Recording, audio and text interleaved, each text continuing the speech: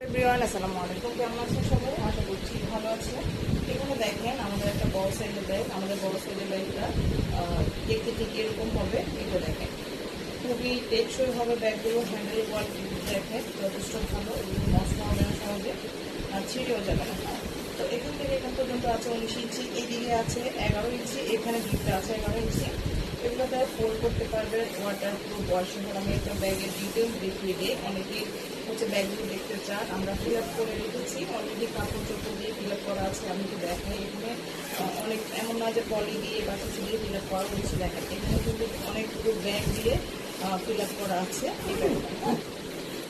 তো এই কালারটা আমাদের কাছে শুধুমাত্র বিগ সাইজটা আছে। এটা হচ্ছে একটা বড় সাইজের ব্যাগ।